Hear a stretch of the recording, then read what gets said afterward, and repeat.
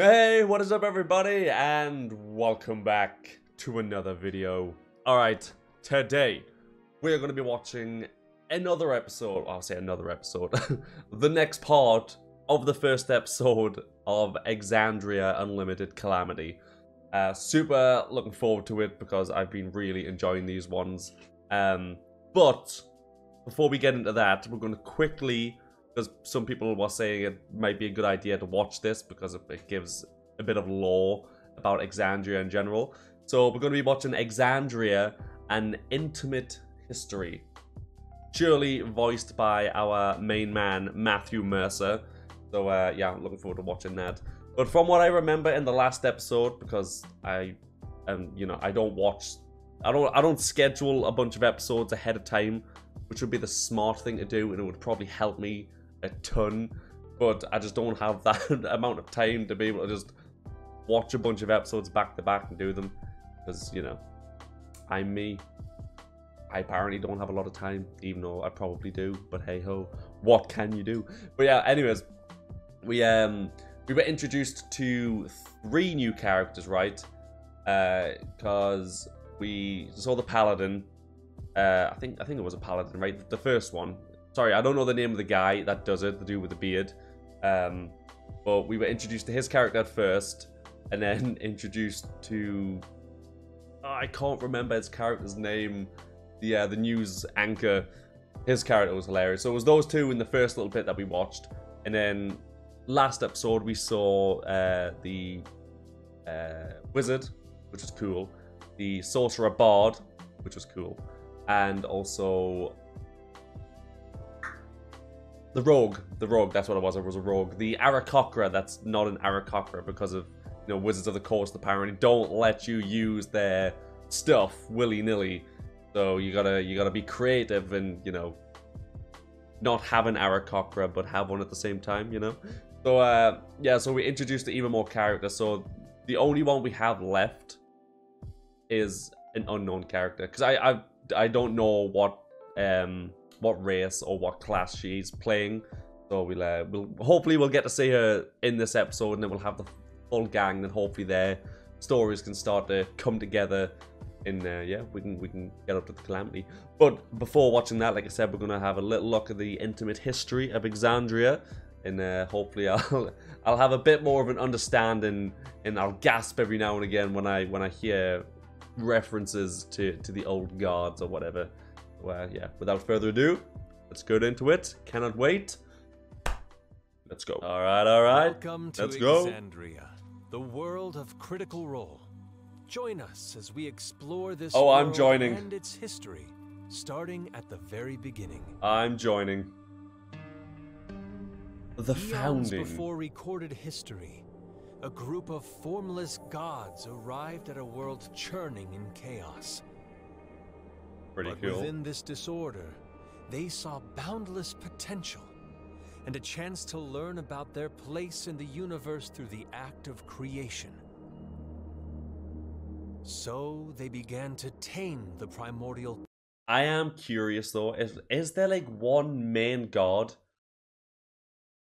Or is it just like a bunch of, like, I would say smaller gods, but I guess they're all on the same scale. But yeah, I don't know if there's like a main god. You know, like Marvel have like the one above all, where you have, well, I suppose it depends on what religion you really believe in. But, you know, yeah, so you've got like obviously different stories and all that have like a main god, then you have like smaller gods like below it in the pantheon or whatever. So is there an actual main god? I mean, for all I know, it could be about to tell me. And created life to live upon it. First were the elves, then the dwarves. Oh, the elves came then first. humans, and other races swiftly following as the young gods created their children. But these children of the gods lived short, violent lives. To help them withstand the chaos of this tumultuous land, the gods gave their children small slivers of their essence, resulting in the birth of divine magic. Nice. You know, this Matthew Mercer guy should really take his hand at voice acting. He'd be pretty good at it. Pledged to defend the weak. But the primordial forces of this world responded to this power shift. Yeah, they didn't like it. Titans rose to end this attempt at taming their world. Oh, there's my dude. Destroying Tornado man. swaths of mortal populations. Sorry, wind's just my favorite This element. created a schism between the gods. One side, the prime deities, wanted to protect their creations from the Titans. So they taught their children how to make magic on their own, culminating in the birth of arcane. Sorry, I'm just trying to... Hold on. 1, 2, 3, 4, 5, 6, 7, 8, 10, 11, 12. So there were 12 prime deities. And 1, 2, 5, 6, 7, 8. Alright, so there were a lot more prime deities than there were betrayer gods. Magic.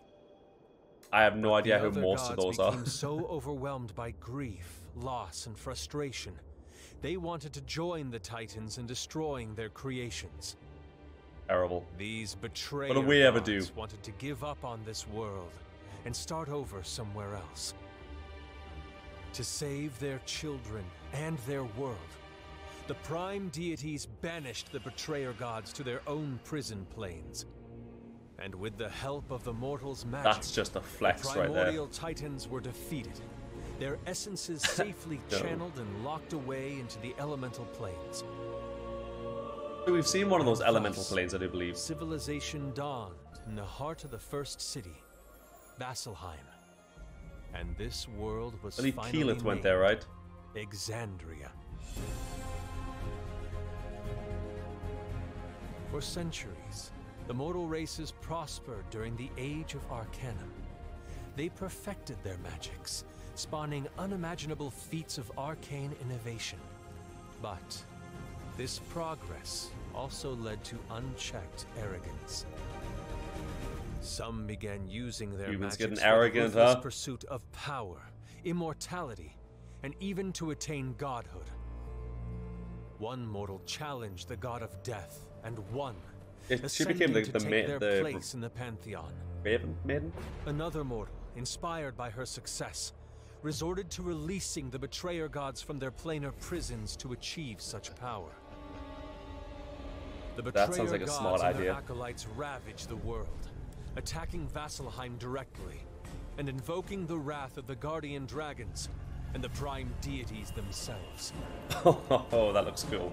The result was a magical arms race, with all sides, god and mortal alike, working diligently to create new arcane engines of war. A war that would become known as The Calamity. Not much is known about the battles that ensued during the Calamity. Yeah, I hope this doesn't spoil The anything. scars they left upon I don't the think it world does, are but visible to this day. Some gods imbued fragments of their power into powerful arms and armaments known as the vestiges of divergence. Armor of Valiant. Nice rhyme. Soul, Agony, Spire of Con. Keyleth has got to get this at some point, right? The Plate of the Dawn might. Again. Or is that the one that that Scanlan got? In these. Oh. The grand, magical cities Interesting. of the Age of Arcanum were completely destroyed by the war. Only Vasselheim, the Dawn City, survived. Oh, the Dawnfather. Is the Dawnfather? He's the main Was one, right? left in ruins. I don't know if he's a god The or... prime deities and their champions successfully banished the betrayer gods back to their prison planes. But only 1/3 of the planet's population survived the Calamity. God damn, man. Killing off 2/3 of a planet, dude. After the events of this I guess in a terrible way they kind of catastrophe, succeeded. the prime deities created the Divine Gate to protect their creations from the ruinous presence of unchecked divinity, sealing all divine powers behind it. Yeah, this is why... Yeah, the The Raven gods sacrificed their ability to physically couldn't return actually to come into the material world. plane. But Exandria would be protected from the destructive warring of these divine beings. The gods' power would only be channeled by their most devout worshippers. The Calamity shook the foundations of Exandria. I'd imagine so. But from it, new cities and new cultures were spawned. Will the mistakes of the past be learned from? They look cool. Or will history repeat itself? There is always one psychopath that would On the continent 100% to the try. west, the dwarves had taken to their mountains. But after a generation, the elves returned to this land and named it Guessar. Eventually, humans came to Guessar, and with them they brought chaos and passion. King Warren Dressig and his sons waged a war for the land before the Dressig rule was felled by Zan Taldore. She became sovereign, and the continent was renamed Taldore in her honor. To the east is the continent of Wildmount, a geographically varied land split into 3 main sections. The Menagerie Coast, a land of trade ruled by the Clovis Concord. Western Wynandir, ruled by and named for the nationalistic Dwendalian Empire. And Eastern Wynandir, a land scarred by the Calamity named Jorhas, ruled by the Kreen dynasty. Beyond their borders There's are a the lot of frozen information tundras getting of thrown at me right now. and the lands of the Miskath Strand. Frozen tundra, I like it. Sparsely populated and mostly untamed, the continent of Isilra is home to Vasselheim, and is where civilization itself began. When the magical cities of the Age of Arcanum fell, the people of Vasselheim took on a distaste of arcane magic, and a zealous respect for the works of the divine. In the south, you'll find the continent of Marquette. Though the pebbled coast is inviting, and there is respite in the oasis, its vast desert can prove treacherous, and the lush jungles and jagged mountains that surround it hide mysteries still yet to be unraveled. Exandria is a world rife with change. Yeah, so the Age of Arcanum, that's where we're at, right? I assume that this whole white line is essentially the timeline for the Calamity, like what we're watching right now, which then leads to the Calamity. And I don't know if because I know it apparently spans like hundreds of years or whatever. So if I'm assuming the story gets up to the Calamity, and then when the Calamity starts, that's a whole other thing. Or do we actually get the? I mean, obviously, don't tell me. I'll watch it and obviously find out. But I don't know if we're gonna actually see, listen to the story of the Calamity happen as well. I don't know if the heroes that we're following right now are going to be in the Calamity. Who knows? And marked I mean, by I both guess you guys power do. You've seen and it. potential. All right, stop here again. So you got Vox Machina, Kith and Vox Machina campaign starts. Yeah, search for Grog, search for Bob. The Lane's Closet. Then you got the Mighty Nine. Oh, the Mighty Nine Origins. Okay, so the Mighty Nine Origins they get there. Where destructive Exandria Unlimited. forces are forever seeking new ways to return to chaos. But where heroes will always rise up to meet these challenges and protect this fragile land. Hell yeah. Is that it? Telling you, man, Matt Mercer needs to try his hand at this whole voice acting thing. I think he has a talent for it. Storytelling as well. But here we are. We finally got into it. We're like about 15 minutes-ish into this episode. So we should be able to get a solid like 45 minutes into it. And in that time, I'm hoping we get to see I'll say the rest of the characters. The one remaining character we have yet to see. Yeah, let's continue the story. Can't wait. Hope you guys are excited. Lord knows I am. Only to, if for no other reason than to hide the double holstered axes. I know we've seen this a little bit, but and wraps. We'll just recap it a bit. His wrists and his taloned fingers and feet as he moves along. And this is Saret, Seret. Agrupnen. Seret Agrupnen walks a mode of transportation that is not your primary form of movement, but here in these halls with all of these terrestrial folks, even in this skyborn city, you walk into a chamber carved of a single piece of marble. It's about 40 feet by 40 feet. The ceiling's about 30 feet tall. One wall in the marble is carved with pure force. As you walk in, you see that there are a collection of, some of them might be artifacts or magical items. Many of them are just debris and bric-a-brac. There's like a partially sort of ruined carpet, and they're floating in this pure white marble room. As you walk in with your attendants, they stop at the beginning, and you see a burly, leather-clad half-orc with a big old tusk coming out. The other one got chopped off some time ago. But you see he's got his hair kind of pulled back into a long ponytail, leather cord wrapped around. Looks back and goes, "Oh, Pinch, how the hell are you?" I'm good. It's good to see you, Arwen. Look at their reaction. Oh, you ready for this? I mean, I don't know how much the boys are going to be able so to hyped. do. You see that there's some sort of figures that are partially concealed behind that force, that sort of window of force. They go up, and you see that one of them presses a button and projects a voice using magic into the space and says, "Site Warden, we're ready whenever you are, so just give us the signal and we'll activate the chamber." Always got to make them wait, understand? Do things on your own time. You sound like a cowboy. Looks up at you and says, "Yeah, the kids, the eggheads in there, yeah, I like that. How's the missus doing, by the way? You got to come by and have dinner sometime." I appreciate that. Yeah, it's real busy at the house. We'll take you up on that. You seem to have gotten here before me. Anything I need to know before we begin? Well, you know, this is basically the debris. So, you know,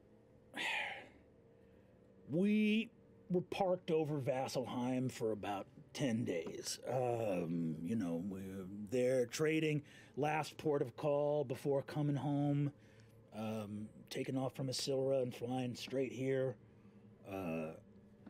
While we were there, you know, we get reports from the constabulary in Vasselheim that the Archmage Vespin Chloris is... Hold on a second.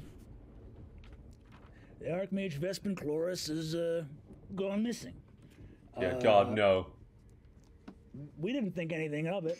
Like a father to me. The report of basically the only reason we heard hide or tail of it is that the people there were worried that he was doing some heresy. You know, Vasselheim, they're worried that someone was doing something against the gods, and so what we did then. Oh, sorry, I'm just trying to think of the lore because oh my God, that 10-minute video just chucked so much freaking knowledge at me.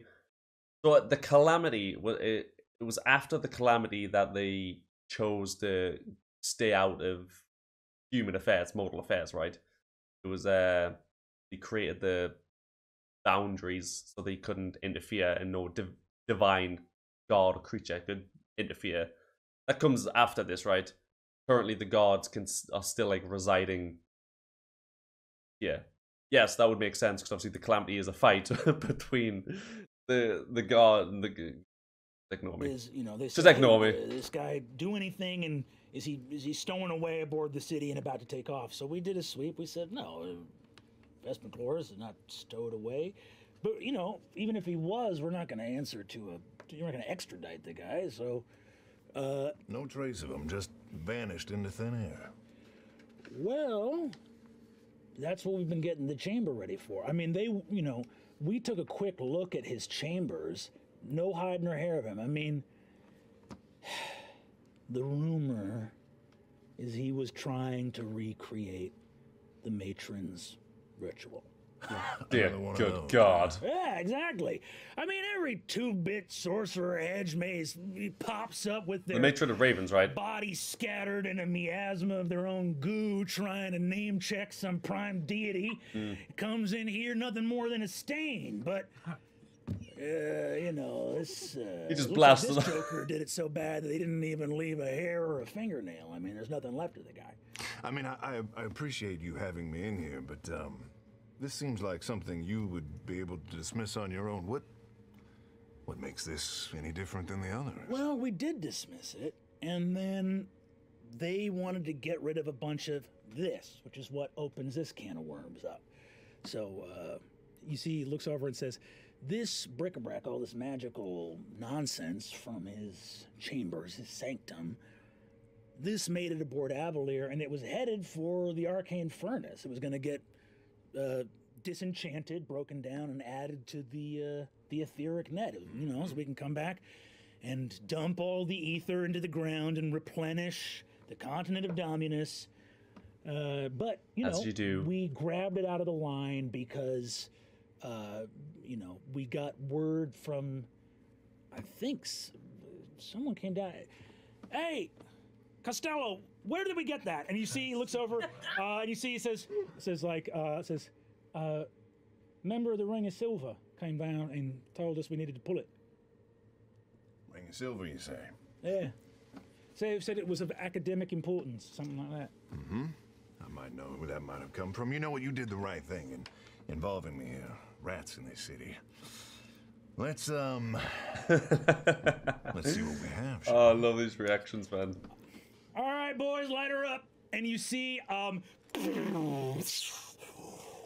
the psychometric chamber in the center of the Hall of Eyes alights, and rendered in perfect detail, not using illusion, which you would detect, but using pure transmutation, recreates from stone the sanctum of Vespin Chloris. Just Movie than the rest of Full Metal Alchemist right now. There's equivalent exchange And as this applied happens, here as well. he's done dozens of times before. You see his arms fall to his side, his irises open wide, and all the feathers on the back and top of his head stand up tall, full crest. As you begin to do your thing, Orem keeps talking, knowing that this is such second nature to you that you can split your focus easily. He looks out and says, yeah, well, you know, we had a squad teleport back when we were over the ocean, and they got back. He's still not back there, so Porter's Guild's not happy that we're holding on to this stuff with the whole Great Registry and everything, and the fact that there's no guildmaster for them right now, that the election's been postponed, so, you know. Go ahead and give me your investigation check. A roll. A roll. He's just moving A slowly roll, around finally. as this happens. Slowly but surely getting there. Holy shit. 31. Oh, level 14. Oh! For those at home, in the general breakdown of difficulty classes of DCs, 30 is the top success level that they list. They don't list any higher than 30. God damn. You're looking around, so the chamber shifts. Can you not just Stone unlock walls the shifts, world with and a you are 31? looking at the sanctum, and Sees everything. as you are looking at it, a series of controls opens up around you. You see these little glyphs. You know that one of them you can shift to move the sanctum backwards through time. The way this magic works is it is the memory of the objects in the space. So you have a recording of what the objects remember. Unfortunately, the way the psychometric chamber works is these objects don't record the passage of beings. They don't record like organic creatures. They just record other inanimate objects. So, but you can move through time. You can move through day and night. You can see different states that the sanctum was in. And another one allows you to actually like zoom in. You almost never need to use that one. That's for people that are not. As you look, What if in, there you was see a book Orm that was goes, left on the table? What if there was a table there once upon a time and I wanted to zoom in to see what the name of that book was? Come in handy then, wouldn't it? If there was an ant on the floor. The ants exist in Exandria. Who knows? Probably. Maybe I wanted to see that ant. So, That zoom option would we're come in holding real on to handy this then. Stuff for academic concern. I mean, what do you think? You think the guy actually did the damn thing? I feel like I read in my history books that when the matron of ravens ascended, it was pretty clear there was a new god of death. I mean, people knew about it. I think we would have heard as a. Well, new he's definitely god dead, of since I know the jerking matron off of or ravens is still kicking whatever. during Vox Machina. Your attention is drawn to this sanctum is windowless. It is cold and austere. There's some candelabras.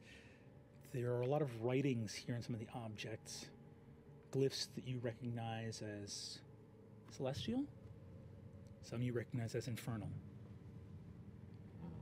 My character can read Celestial. You see something on the floor. Not very good, but It some degree.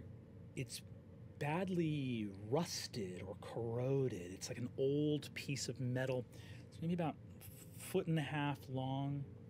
It's got like this patina of corrosion on it, but your eye moves to it.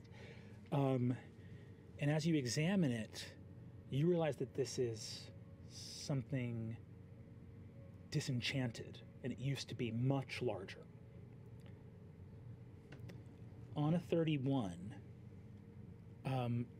you see a little glyph hover in the air next to you, with a library from the symbol of the Librarium Incantatum opens up, and you see the ability to move through like all recorded artifacts, magical items, everything Avalier's ever come into contact with, like appears before you. But you're looking at this thing, and you feel like looking at the corrosion on it, it used to be much bigger. This is a fragment left of something that wasn't just like broken or shattered, it was like almost rusted away instantaneously. Is the shape familiar with anything I've held before? Well, Is it all the fragmented power piece, or does it look whole? Thinking was of taken it as from a it? fragment, you recognize the curvature of the end of it starts to curl back, and you think you're looking at a part of a bow. Ooh. And as you think of that, you see that Orem comes over and says, "What do you got there? What are you looking at, Pinch?" Well, unless my ears haven't served me well, I think we're dealing with a piece of a weapon. As you do that, you see that the glyph next to you zeroes in, and you begin to look. As you begin to like, I love how hold in your childish hand they are. this like Just dull, giggling at inert, each other. non-magical metal. You look really closely and see that the corrosion comes from a disenchantment. Now, this is where your impossible investigation skills and also your proficiency with arcana and magical workings, most of the disenchantments you come across work in a spell casting way in which the thing that was being disenchanted was targeted. As a result, when something corrodes or is disenchanted, it tends to have a pattern in the patina that is left on it that starts at a center and moves outward, right? That like a wizard in a dispelling check will name something and break it. Now, already, to disenchant a magical item, we're talking about 9th level magic. You're talking about God damn. really rare stuff, even in the age of Arcanum. This doesn't have that pattern to it. You're looking almost at like how you would look at something and say, okay, if this was targeted to be disenchanted, it would start at a center point and move out. Mm-hmm. Everything here has the same grain to it, which means that some energy came into a space and exploded or moved outwards and was able to indiscriminately disenchant a magical object. Along with everything else. As you look on that 31, you look and see marks on the ground of a summoning circle that has been completely eradicated. That something was supposed to be bound here. And the thing that was supposed to be bound so wildly and easily escaped those bounds that it erased any obvious trace of a summoning circle. You don't even think the other guys that have come in here already, you don't think Orin can see it, you don't think anyone else can see it, but you're looking and see traces. There's no recollection of what the runes even would have been, but you just see from the spacing. You're like, yep, that's a 16-point circle, that's the corners, it's oriented with the largest rune being due north. This is a summoning circle that's been erased.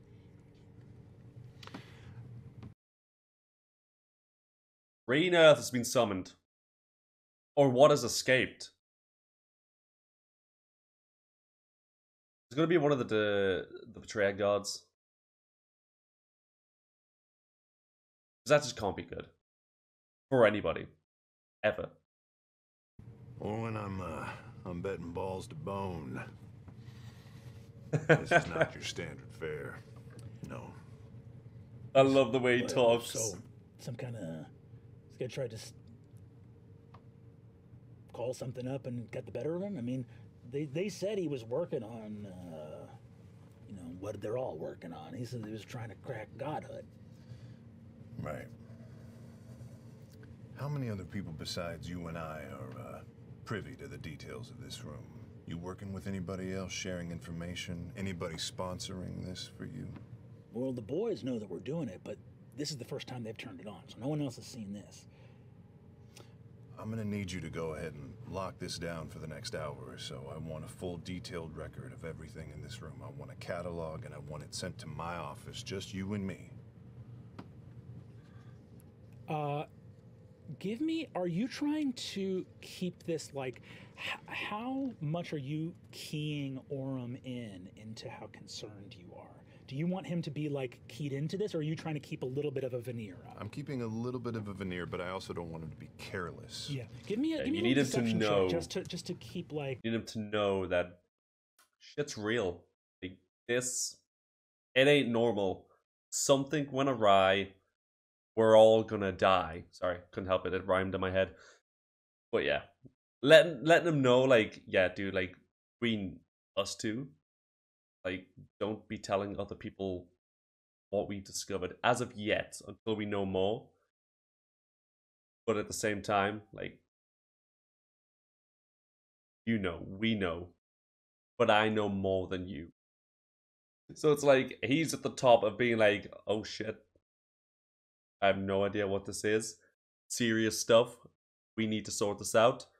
And then you got him underneath who's like, clearly there's something wrong here because he's taking this super serious, but I don't know what it is, so I don't know if I should freak out or, you know, if I should just, I'll just go along with it, I guess. If he's asking me to do it, I'm going to do it. Was it a secret?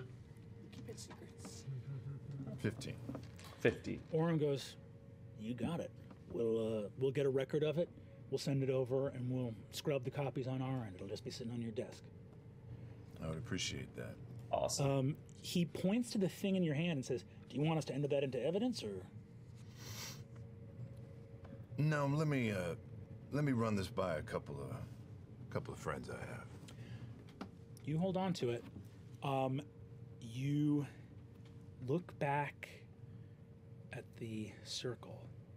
Totally gone. There's no telling what the runes could have been. There's nothing left. You've seen a lot of people who attempted something stupid, and there's almost always a testament. Something left about a body, a mistake.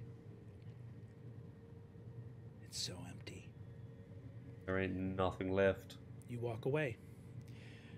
But I'll tell you where's not empty.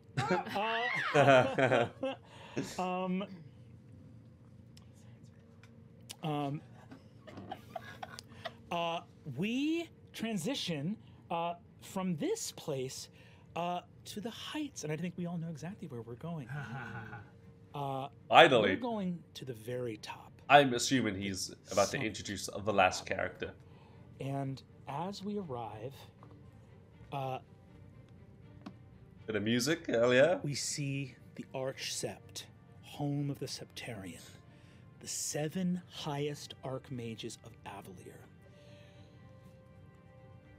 In the grand chamber, the central dome at the base of the Arch-Sept, where outside the great staircase leads up to the halls of the Septarian, the eldest and most powerful wizards of Avalier, we see a 100-foot tall statue, a colossus, Big ass statue. Goddamn. of a beautiful elven man, carved in marble, his long hair behind him. It's an arrow. Ymir the Bold. He stands, I'm in the story. reaching up to the very heights of the dome itself, looking down at his outstretched hand.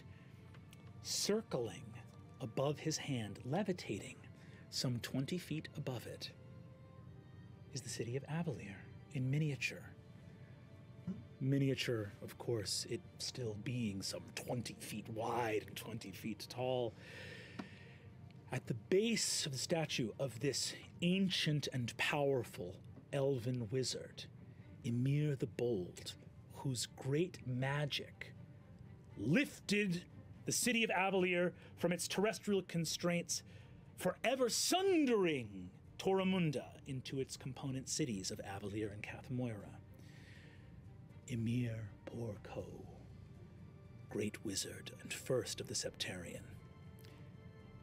At the feet Did he of get a Ymir godhood? Porco, Question. who do we find, Or did he Marisha? just die? Come on, Marisha Ray. Show me your character. Finally! We get to see all 6 of them. Yeah, did he just die? Like, is this just like a normal... No, he was like real, like super strong, created what I assume he created like the 7. And then he got old and died? Or did he become a god? Did he ascend? Did he make that leap godhood? In which case, which one is he?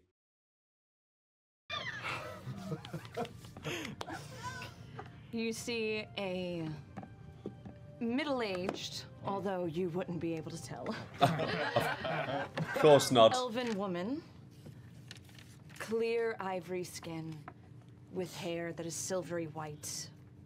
Oh, she's a wizard Almost as well. reflects the sky I mean, of course she around is. She's part of the 7. She has a but, long, you know. kind of collared-breasted coat over top that yeah? stretches down like a you sure? gown, in an emerald green that almost has its own silken sheen to it, with a kind of teal, blue, indigo, name your color dress, depending on how it hits the light, underneath. In her hair, she has this almost like a sun ray fascinator made of gold, where pieces of her hair are falling. I was gonna. Yeah, I was about to say, around- is this her hair? Because that's wild. Around her neck is a rigid golden ring. If you look closely at it, it has tiny blue crystals, almost like tiny Swarovskis, that are broomstone, and it lightly levitates and rotates and spins around her at all time, as well as a orb, a glowing orb that is her focus, that also just kind of hovers, almost celestial, planetary in nature. She looks as if the outfit was made for her this morning, because it probably was. Her makeup is impeccable. She is the most put together woman you have ever seen in your life. And she looks up and she just goes, "Happy replenishing, grandfather." Oh, The massive. so she's the granddaughter of the Emir. Sorry, I'm really bad with remembering small details like names and stuff. Yeah, the giant 100-foot statue man. Statue of your grandfather smiles knowingly. So just let it play his for 3 gaze seconds. Eternally fixed upon the city that he raised into the sky. The very top of the staircase, spiraling around the dome, a wall, seamless, changes and swirls with magic energy as a door appears. Boom. Pesha, You're It is here Pesha, to meet okay. Loris of the Weaver's Mask, a member of the Ring of Gold. Those 14 wizards, apprentices of the Septarian, who command respect second only to the 7 archmages that rule the city itself. Loris of the Weaver's Mask commands respect and status by virtue of being an apprentice to one of these archmages. And you've come here to meet him on the day of the replenishing here in the Archsept, one of the few people who even is allowed to walk within this place. This is a magocratic society. This is not open to the public, but you are not the public. As Keeper of Scrolls, you find yourself welcome here. And pretty important. But of course, not every Keeper of the Scrolls has been. No. That position has an extra meaning in subtle and clever hands.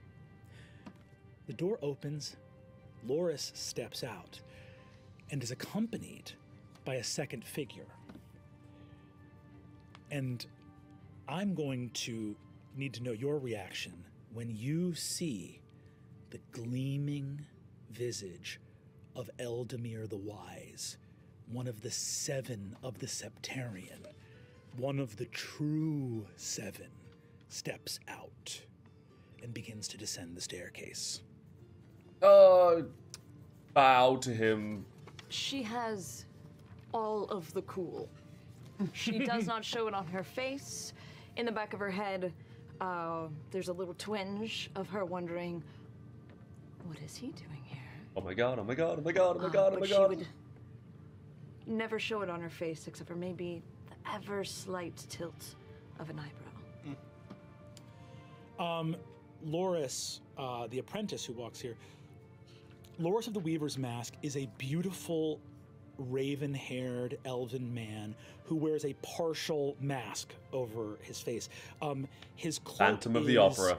of red and green and gold and purple, carved many bright colors. Kakashi. And as his hands move through space, you can almost always see strings trailing from them, fading translucently into magic. The arcane power commanded by Loris is overshadowed by almost no one, with the exception of Eldamir the Wise. Eldamir has sat on the council since the beginning of Avalier. It is rare to see an ancient elf, but you see, slightly bowed with age, wearing a shimmering golden cloak that appears to offer little glimmering crystals of golden light that shimmer in geometric shapes and turn into motes and float away. A face illuminated by its own wisdom and counsel. The eyes of Eldamir are soft and smiling, and he leans upon a wooden staff that he has wielded for centuries. Your Eminence. Eldamir said calmly, "Did you put your name in the goblet of fire?" Keeper, it is a pleasure to meet you here in this place. The pleasure is mine. What do I owe the pleasure? You see, Loris says, "The great Archmage Eldamir the Wise wished to meet you face to face, my good friend." You see, Eldamir says, I did wish to meet you face to face. I was told, word reached my ear, high up though I am, I still see much, that the record has been set that the Librarium Incantatum, under its current Keeper of Scrolls, has bested the previous record for magical knowledge gained in a single venture. And I asked to whom the young Archmage Porco had wrested this title, and I was informed she had wrested it from herself, who had set the previous record. Of course.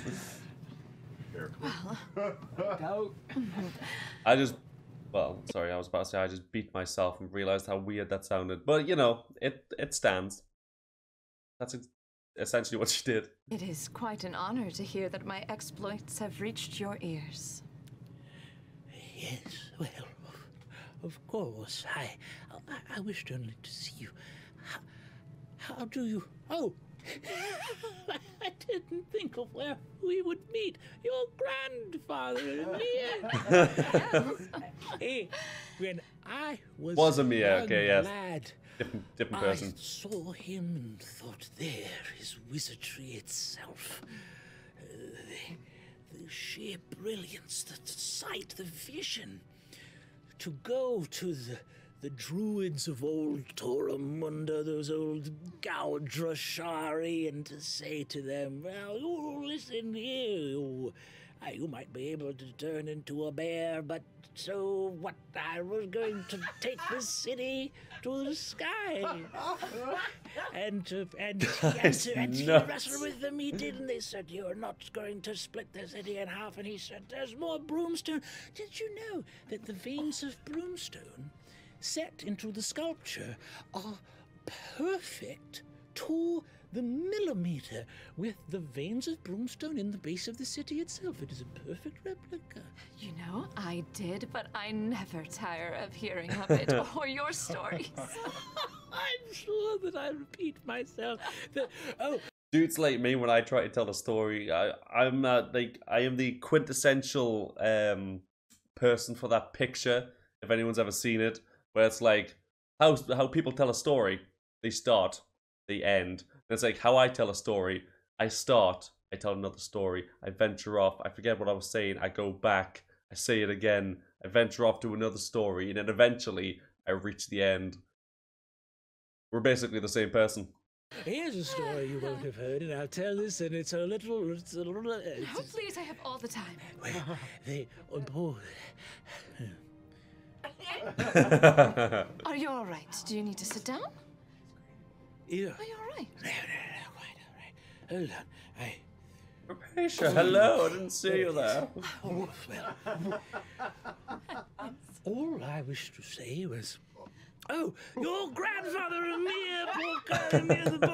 they made this statue, and the original artist, he was going to be lifting the city aloft, and in the structure that he made, they had a small miniature version. This was centuries ago, and they had a small miniature version, and they lifted it up, and they said, "Well, put it in the dome." And he said, "So what? Everyone standing on the floor is going to see the bottom of my chin, looking up at the city up here. It's the most unflattering angle I've ever heard of."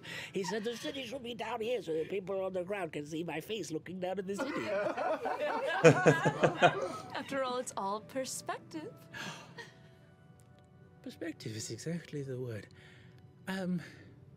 Loris, you would be so kind as to speak to the Keeper of Scrolls. There are some matters of perspective, and I'm very interested to know what, on this, the eve of the replenishment, what you see as the future of Avali. How does the day strike you, my lady? Oh, goodness, that is quite the question, but I believe deeply in me and my fellow compatriots and our dreams of Avalier and continuing to set the reputation of the forefront of the age of Arcanum. We will always be first and foremost. That is my goal and destiny. Destiny. Yes.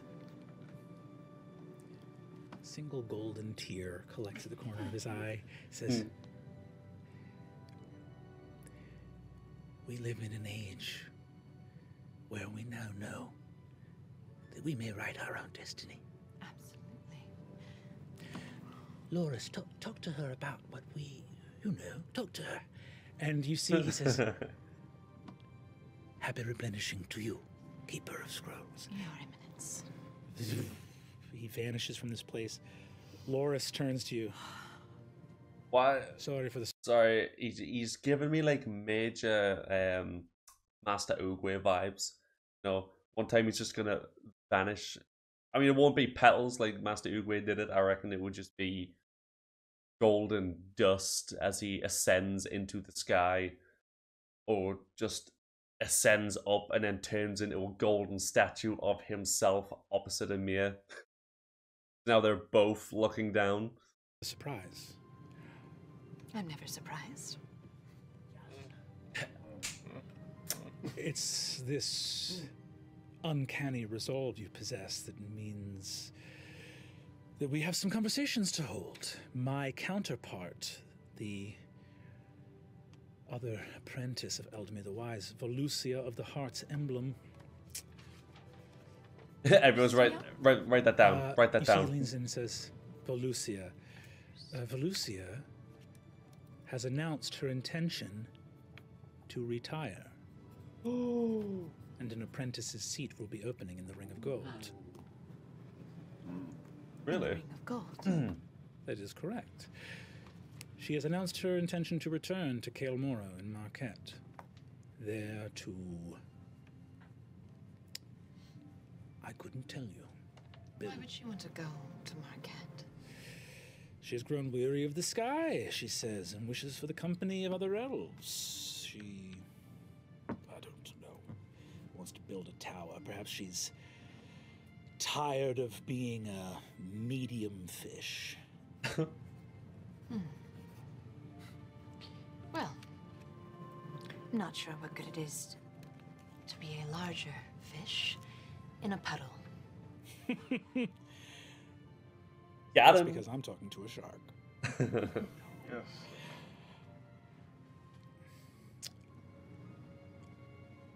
I'm mentioning this to you, and I'll let your imagination do the rest. But supposedly sharks will grow to the size to fit their environment. Whether that's true or not, I very much doubt it. You're not going to put a freaking shark in a fishbowl. It'll just be a tiny little shark. It'll be the cutest thing ever, but, you know, pop until you lose a finger, and in which case, probably not so cute anymore. there are concerns that Eldamir the Wise has, and they are very real concerns. The amelioration of these concerns would be of the utmost comfort to my mentor and master. We have word that Aor may be preparing an attack on Lathras. You would know Lathras is one of the smaller flying cities. You know, they're drumming up the usual something or other about war. How many Our flying understanding at the cities moment are is that there? it's to test something. There's no actual threat that Lathras poses. It's a dry run of something that they might intend to use elsewhere. The time has come for us to make good on the scurrying that I know this, what do you all call it? The Ring of Brass? Yes. You see, if you have something up your sleeve, Pesha, now might be the time.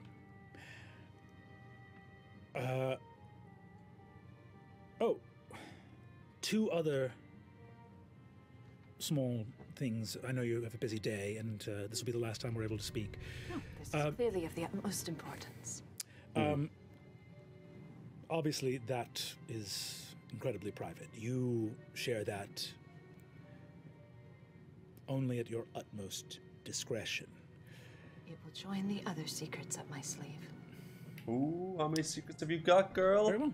Then I look forward to what you may accomplish in the days to come. Two other minor things. We've had to shut down the Hall of Prophecy, so I'm not sure if the Guildmaster Nidus had anything planned there, but the Hall of Prophecy is this is just a little... Why? The oracles require rest. There are some issues with the return to Dominus. I believe that they may have just been exhausted. There's been some tremendous output from there recently. And they couldn't take a rest in 1 day's time? It's possible that they will be able to reopen following tomorrow's great replenishment. Perhaps during the festival of the replenishment, while we are terrestrial, we may be able to reopen it. But I will let you know as soon as we have some more information. If there's a festival happening, is this where it's gonna start kicking off? Because it's always when things are at their happiest. People are dancing and having fun, and all of a sudden, bam! Someone gets shot in the face. Or shot with some arcane magic. Or some psychopath comes along in their case and just, boom. God. Try God, be precise.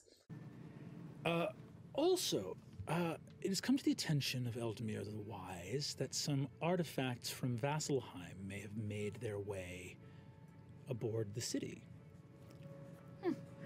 There's a site warden, I believe Guardian of the Seventh. The site warden, you see he pulls something up in his own spell book. The site warden Agrupnin. I believe this is someone with whom you have some fair share of business. Site warden. Yes. Just let me. Oh, yeah. Oh, Yes. I do remember him. Yes, of course. Yes. You see, he says, it's come to the attention of Eldamir the Wise that there may have been some attempts by this Archmage Chloris to recreate some vestigial, an attempt to recreate the matron's ritual. First time ever, Paisha shows a little bit of her inner thoughts and just gives like the slightest hint of an eye roll. Sass. Does divinity and the ascension thereupon cause you some disdain, Keeper? It just feels like such a hollow title, especially compared to the wonders and the powers that we possess as mere mortals. You see underneath the towering statue. She of has your no grandfather, interest in divinity. Himself immortal. Your words ring throughout the dome. Alright, let me go back. Spoke over that. I do apologize. Underneath the towering statue of your grandfather, himself immortal. Your words ring throughout the dome. So he is immortal. He didn't Loris ascend divinity. Raises an eyebrow and says, I admire your, for lack of a better term, team spirit. Eldamir the Wise is concerned with the wielding of such dangerous magics, and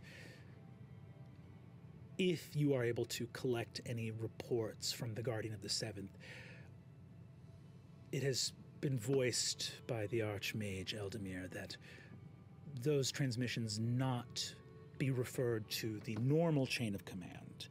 The Magisterium does not need to be alerted as to the Site Warden's findings. If you might do the Archmage the favor of reporting those findings directly to me, that would be highly beneficial. Directly to you. Okay. Well, I shall speak to the Octothurge. Run it up the chain, as they say. You see, he says, of course, these findings should be released to the Octothurge immediately. Well, I can see your reticence. But for me, my concern is how this information even fell into the hands of this one Mage Chloris. Well, those questions deserve answers. Absolutely. Terrestrial mages coming into power. Obviously, the odds that he was in any way, shape, or form successful are slim. But it's dangerous magic to tangle with, and it's the responsibility of this council to see that Exandria is kept safe from any such meddling. A formal report should, of course, be made to the Octothurge, but I understand that those take some time to compile. So if informally you wished to communicate any findings of the site wardens directly to me, it would be greatly appreciated. You have my word. We will be in touch. Archmage Porco nods and leaves. Very epic. Alright, we're going to end that one there. As much as I would like to continue, video's already reaching an hour long and I still have to do my outro, so. Alright. I'm not gonna lie to you, man. The more I watch this, we are now officially halfway through episode 1. And I feel like not until maybe the end of episode 1 or into episode 2 is when they're gonna start, you know, getting more into the story of where it's heading. All of episode 1, I assume, is probably just obviously it's introducing all of the characters, which 2 hours and 11 minutes in, we finally got all of our characters and all of their like backstory, well, not backstory, but you know, all of their character and who they are and you know what their place is in this world. And then, like I said, I assume they're gonna eventually meet up, because I assume they probably all know each other, or if not, they're going to all know each other soon. But yeah, I assume once they land, I was gonna say park.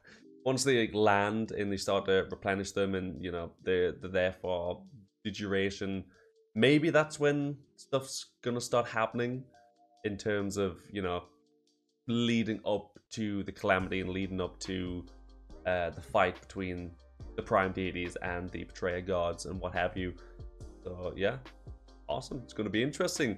I can see that episode 4 is apparently called Fire and Ruin, which I don't know if that's going to be the fight, or like I say, if this is just leading up to the Calamity and then it's like, alright, the gods start to have a fight and you're just like, I'm going to peace out because I'm not going to be one of the 2/3 that die. Even though, of course, they don't know that, but, you know, it'd be hilarious if somebody said that. You never know, someone could be omnipotent and just know everything. But I very much doubt it. Yeah, absolutely loved that episode, as per usual. Like I said, most of it was just getting Paisha's sort of character in that development. But yeah, she seems like she's going to be an extremely powerful wizard, being the granddaughter of Amir, who is apparently the first, I can't remember the called, Sep something or another. Obviously Sep for 7 makes sense, but I don't think how it ended. I was going to say Septillion, but I was like, that's just Spanish. I'm pretty sure from my 5 years of Spanish, I remember absolutely nothing. Apart from a la derecha and a la izquierda, which literally means to the left and to the right. Biblioteca. Well, I remember that from Deadpool. So, you know, I learned absolutely nothing. So, yeah. Of course, like I said, I really enjoyed that. I hope you guys enjoyed it as well. I hope you're enjoying this little ride along. Like I say, I am trying to put my own thoughts and theories and stuff out there to eventually say how drastically wrong I am. But, of course, like I say, knowing these characters and trying to just see what they are and stuff like that, and introducing them. It's not getting into the story that much. There is obviously a story happening and there's a story forming right now, but it's just obviously introducing all of the characters mainly. And we also had what's his name, the non-Arakocra, Seret. There we go, Seret. His character investigating, rolling a, well, he didn't roll a 31, but he managed to get a 31 for investigation. And of course, he's figured that out about the whole summoning circle and the eroded, disenchanted weapon or item that was there. So it's yeah, it's getting real interesting. It's starting to make the old noodle tick and make me think about, you know, all the stuff that could come. But yeah, remembering all the characters as well is super difficult because it's not like they have normal names. So just trying to remember everything and all the information that's getting thrown at me is it's proving pretty difficult. And for a guy who has terrible memory skills, which is hilarious for someone who wants to do acting, you know, remembering lines and what have you is key to being an actor. But hey ho, what can you do? But yeah, I'm still super enjoying it. But like I said, I hope you guys are enjoying it as well. If you did enjoy it, please leave a like, comment, and subscribe. It does help massively, and I do massively appreciate it. Check out my other videos if you want to. Some of them, I mean, obviously I did Vox Machina. The rest of them aren't exactly D&D related, but you never know, you might find something you enjoy, or if not, enjoy watching these ones. I don't mind. You do you. And yeah, I'll see you guys in the next episode. Goodbye.